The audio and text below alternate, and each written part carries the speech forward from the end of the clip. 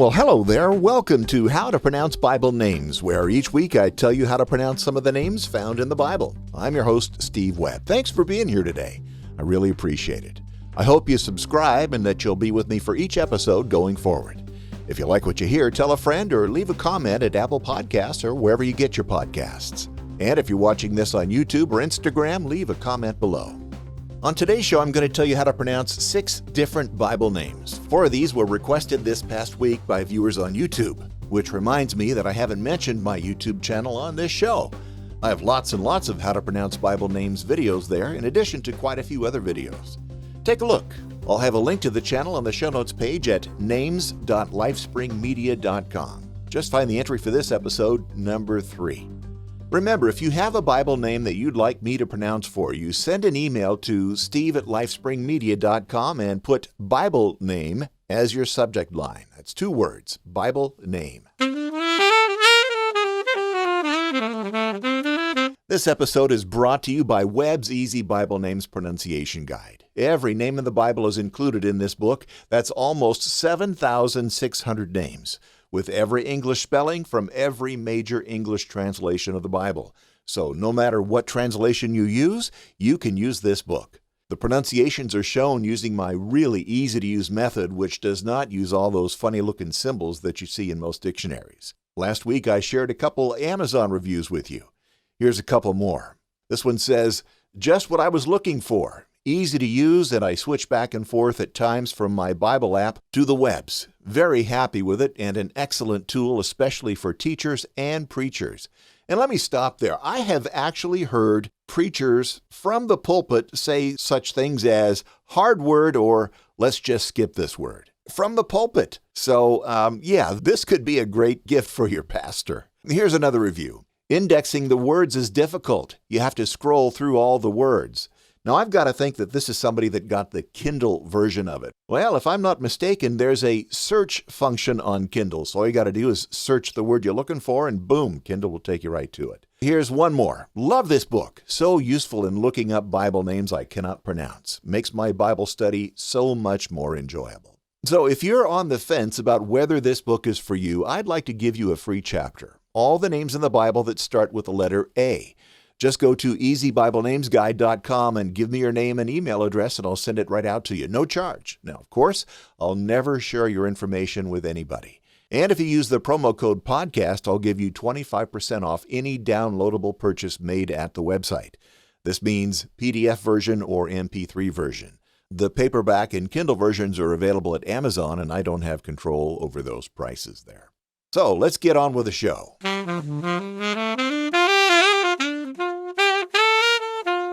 Well, let's get to today's words. By the way, I've started putting the names that we're going to be hearing on each episode in the artwork for the episode. It might be fun for you to see how you do with the pronunciation by looking at the artwork before you listen to the show. Just a thought. All right, here we go. The first word that was requested on YouTube this last week was Jephthah, which is most likely a typographical error for Jephthah. And Jephthah, most scholars agree, means whom God sets free. We see him in Judges chapter 11 and 12. And if you read about him, you'll see that he makes a very foolish vow to God, and that doing so can have very bad consequences. We don't have the time to discuss the entire matter here because that's not what this show is about. Just know that God does not want us to make impulsive vows to him or anyone else. The next name is Galeed. We see this in Genesis 31:47. Now, gal in Hebrew means a heap or pile of stones, and ed means witness. So Galeed means a pile of stones to bear witness. The children of Israel often would erect a monument like this to remind them of something important, many times some miraculous thing that God has done. Next one is Daniel. Of course, Daniel is a very important figure in the Bible. He was courageous in living out his faith in the midst of persecution. God delivered him from ravenous lions, Daniel in the lion's den. He interpreted visions for Nebuchadnezzar, and he did a lot of other things. Of course, there's an entire book in the Bible which bears his name. Next word is Aridai. This is in Esther 9:9. He's the 9th son of Haman, and that's about all we know about him. The next two actually are long, scary-looking names. So let me show you how easy it is to pronounce the first one. Hazezon-tamar, which means pruning of the palm, as in the palm tree. The original name of the place that later became known as En-gedi. It's mentioned in Genesis 14:7 and 2 Chronicles 20, verse 2. And our last name for the day is Ramathaim-zophim, which means the two watchtowers, mentioned in 1 Samuel several times. Well, how'd you do with the pronunciations? If you want to get in touch with me about the show or request I pronounce a Bible name for you, email me at steve@lifespringmedia.com.